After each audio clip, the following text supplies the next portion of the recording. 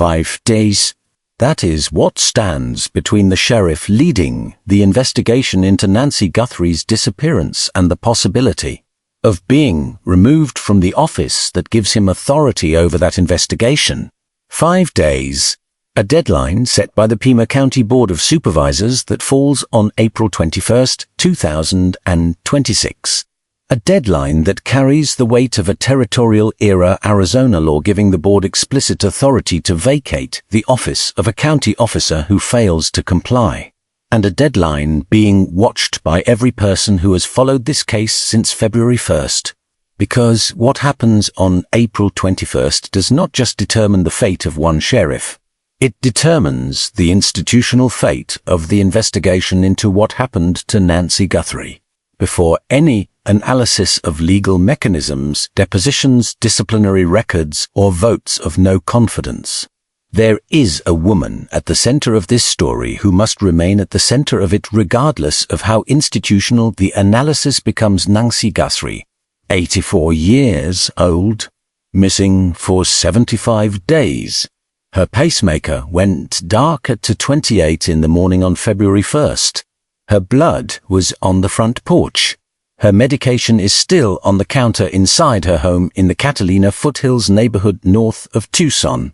And the man who has been the public face of the search for her, the man who stood at podiums and answered questions from national media and said to reporters, "We believe we know why he did this."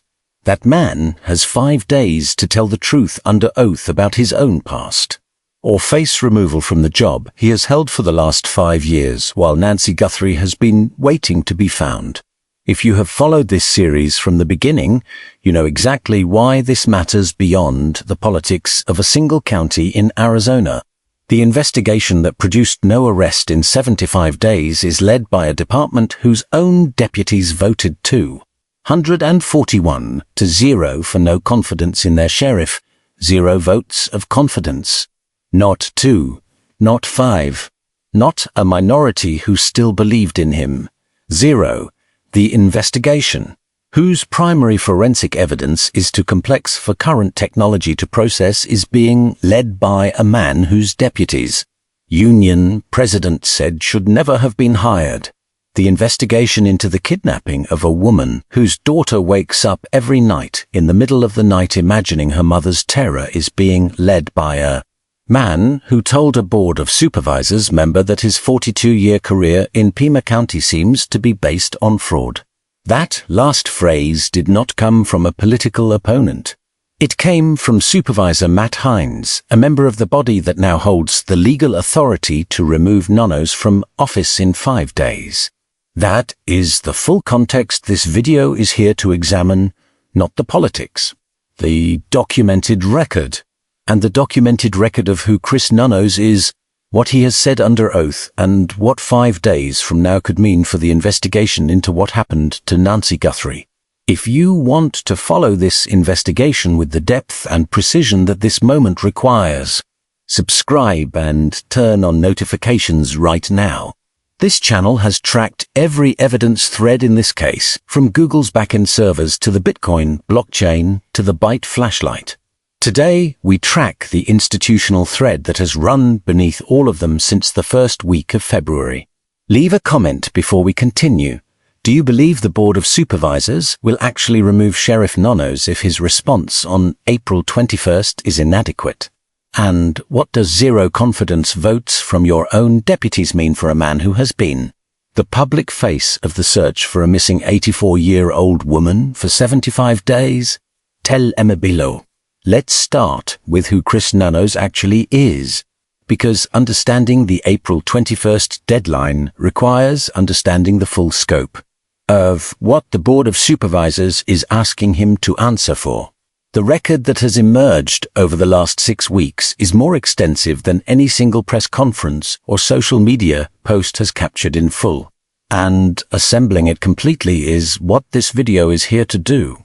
Chris Nanos began his law enforcement career with the El Paso Police Department in 1976.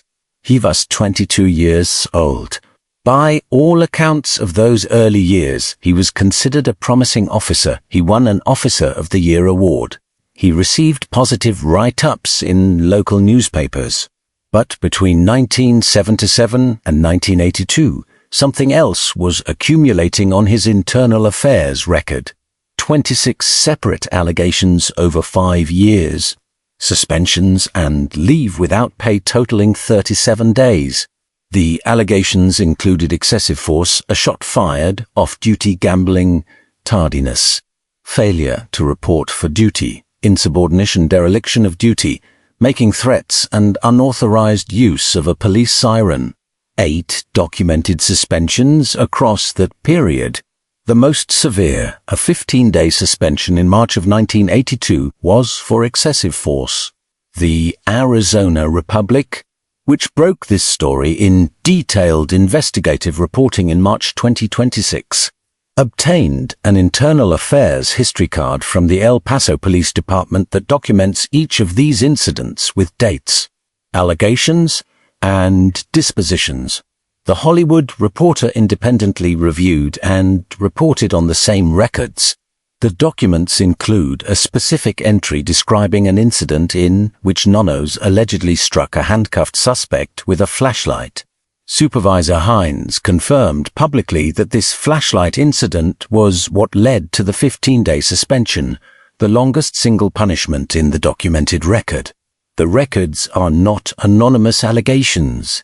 They are the official internal affairs documentation of the El Paso Police Department, verified independently by multiple news organizations.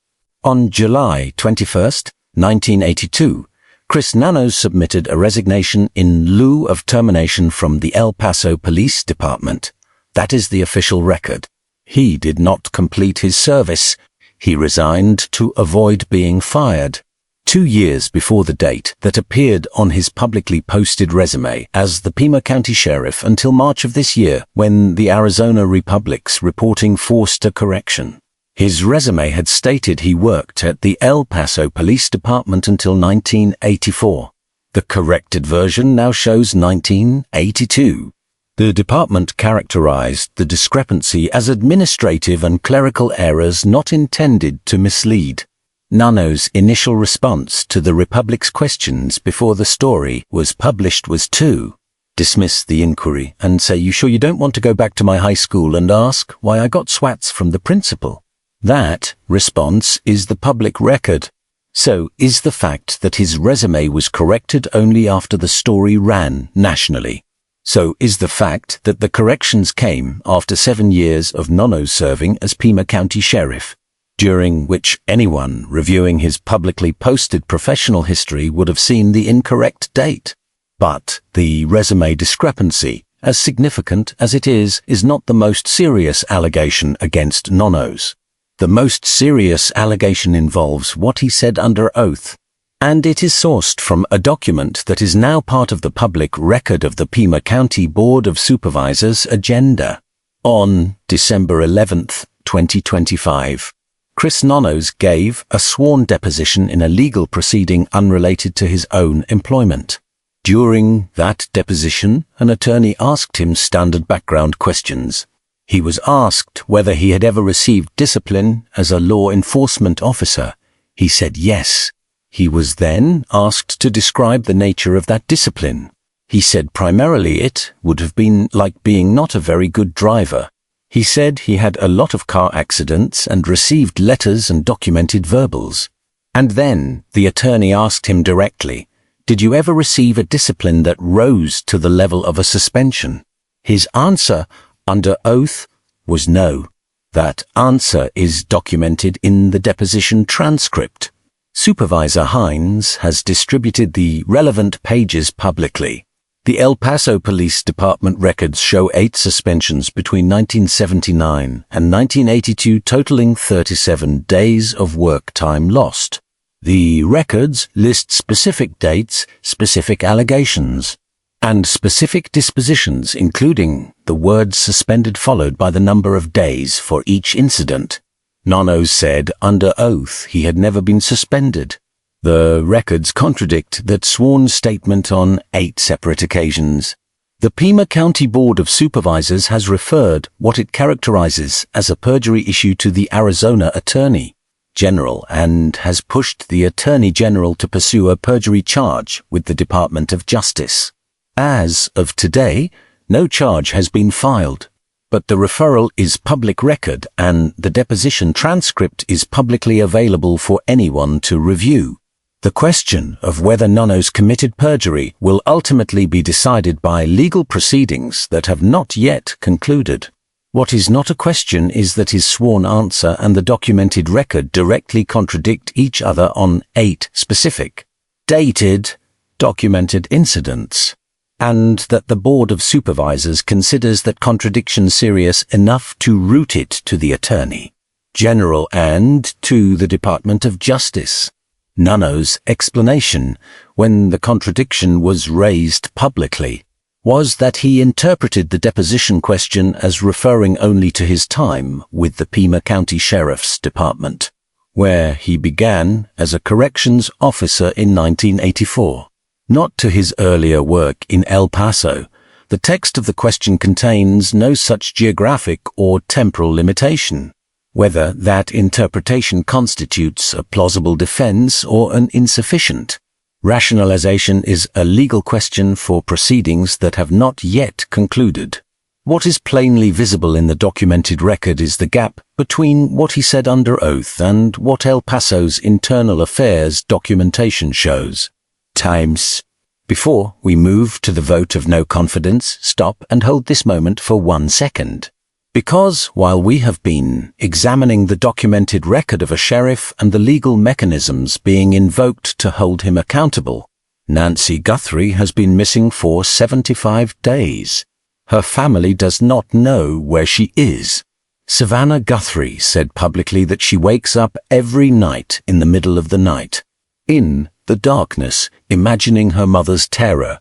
The investigation whose job it is to end that terror is being led by the man this documentation describes. That is not a political observation. It is the factual context that gives everything that follows its weight.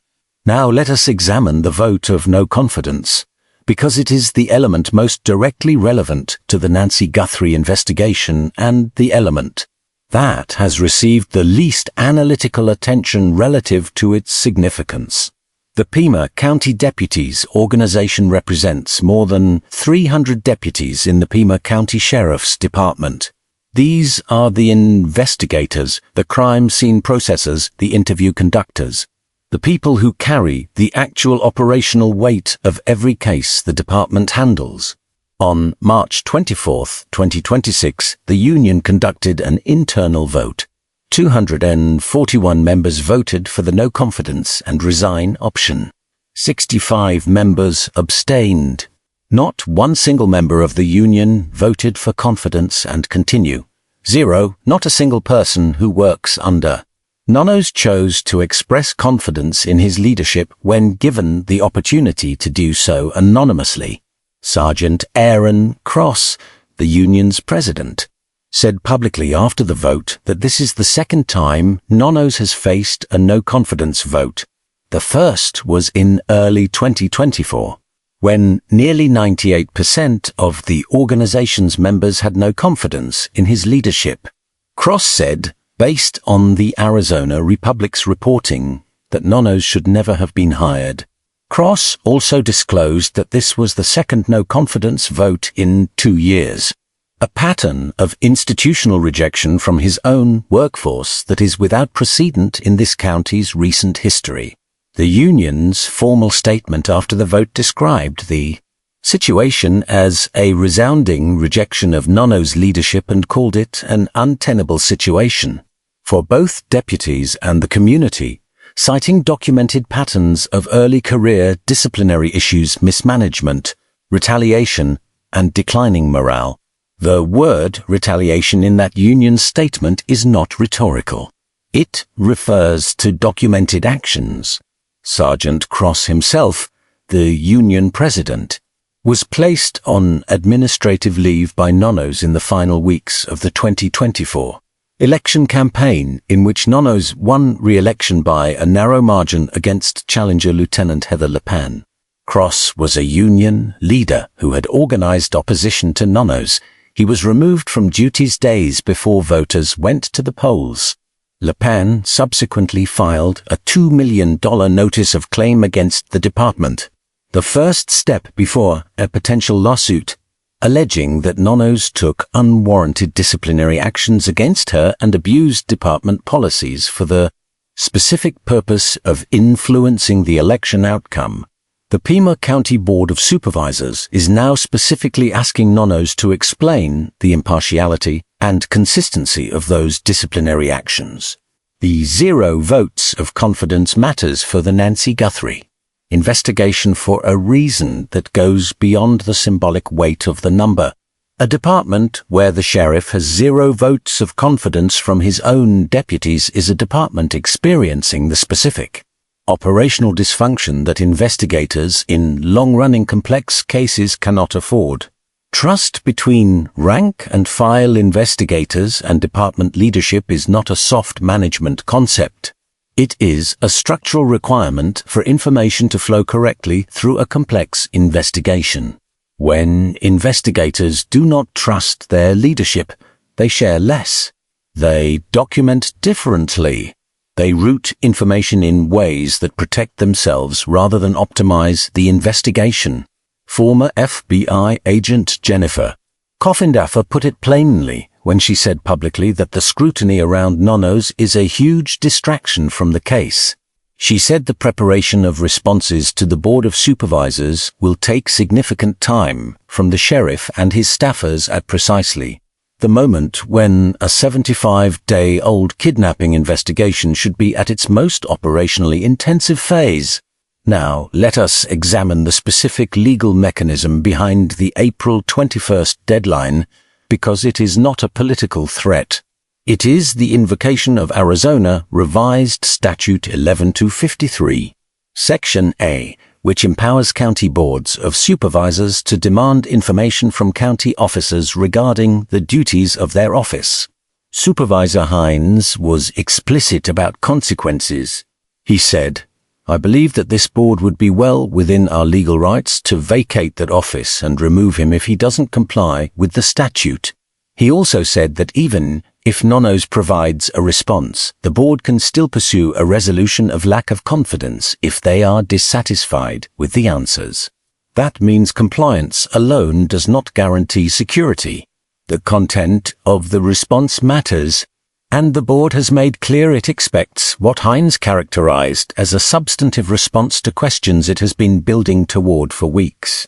The 4 areas the board is requiring Nanos to address are public record. First, his prior representation of his employment history with the El Paso Police Department and whether that history was accurately disclosed when he sought employment with Pima County in 1984. Second, the specific disciplinary actions in his past and whether statements he has made about that history in various contexts, including the December 2025 deposition, were accurate.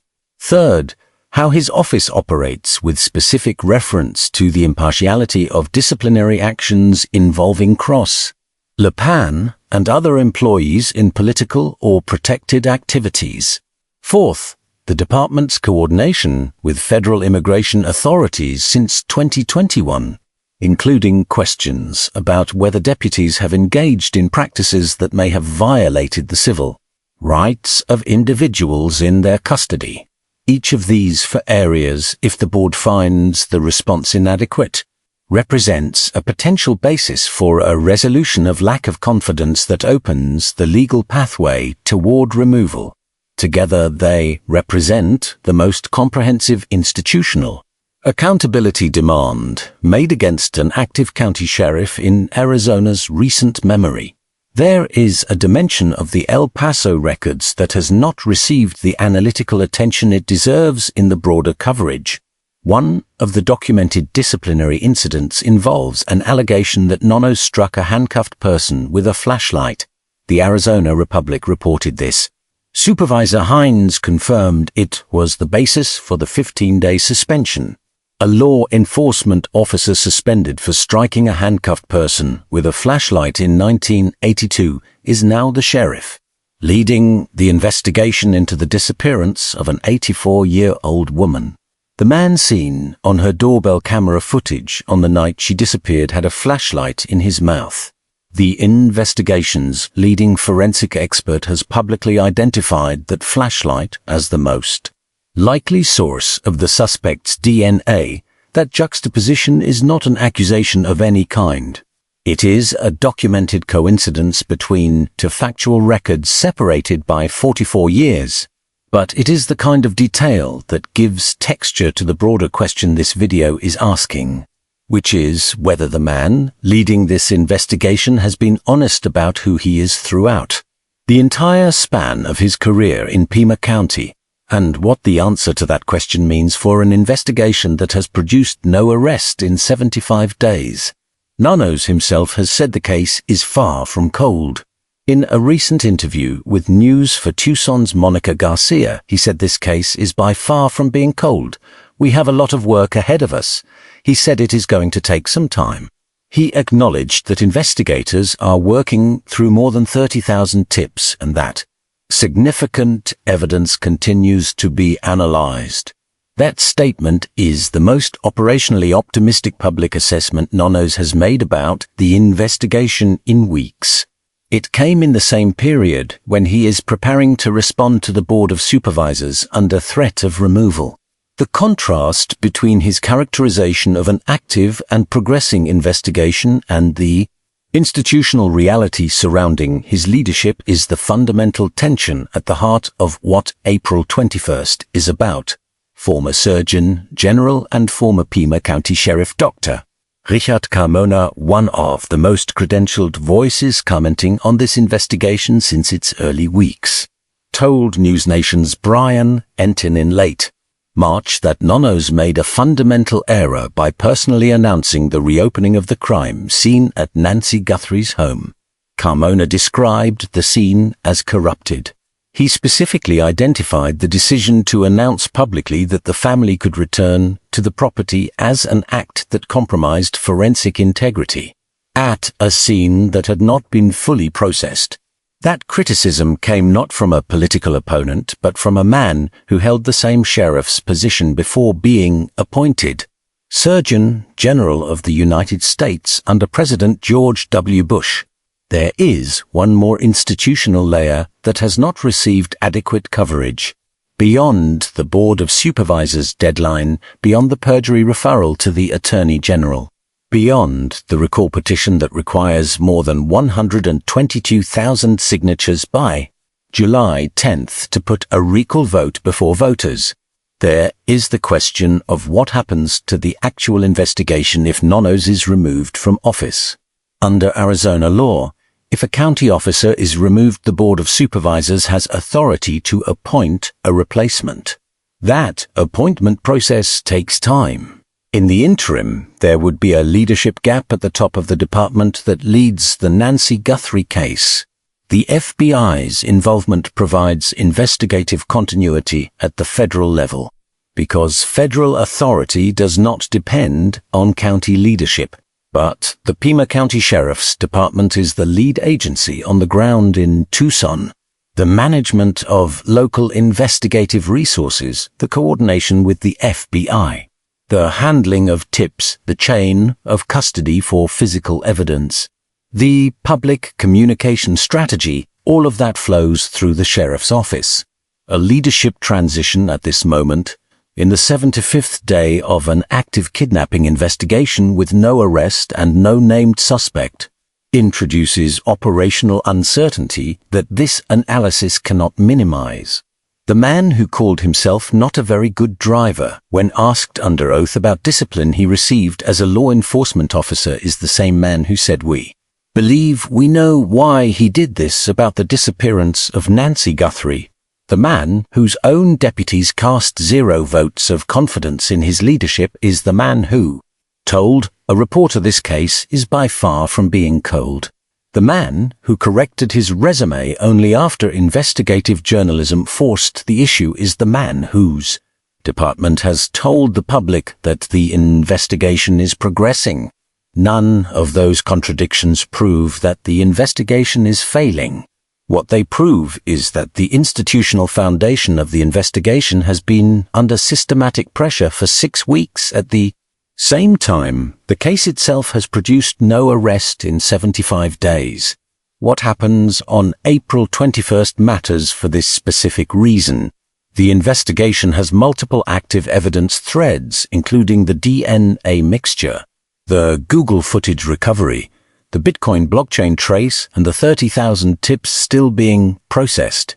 Those threads can produce results regardless of who leads the department. But results in a complex kidnapping investigation do not emerge in a vacuum. They emerge from the sustained, focused, coordinated work of investigators who trust their leadership and whose leadership trusts them. A department at war with itself, as this one demonstrably is a department whose capacity for that sustained, coordinated work is compromised. And a compromised department is a problem for Nancy Guthrie's case regardless of the quality of the individual investigators working within it.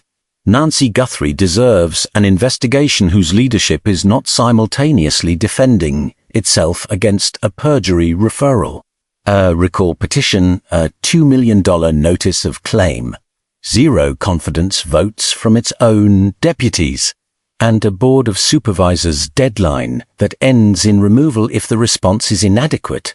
She deserves an investigation where the person responsible for its direction can focus entirely on the 30,000 tips, the DNA evidence, the digital threads, and the identification of the masked man who stood at her door more than once. An 84-year-old woman who needed daily heart medication and whose pacemaker went dark in the middle of the night 75 days ago deserves better than this as the institutional foundation of the search for her. If you have any information about Nancy Guthrie's disappearance, contact the FBI immediately at 1-800-CALL-FBI or submit a tip at tips.fbi.gov. The $1 million family reward and the FBI's $100,000 reward are both still active. 30,000 tips have been received. The case is not cold. The answer Nancy's family is waiting for may exist inside one of those tips right now. Subscribe and hit the like button if this analysis gave you the full picture that the daily coverage of the April 21st deadline has not. We will be here on the night of April 21st with complete coverage of what the Board of Supervisors does, what Nanos says, and what it means for the investigation that has no arrest after 75 days. Drop a comment and tell me, if Nanos is removed on April 21st, do you think the investigation gets more focused or more destabilized? And share this with anyone who believes the institutional crisis around this sheriff is a separate story from the investigation. Because the documented record says they are the same story. They have always been the same story. And April 21st is the day we find out how that story continues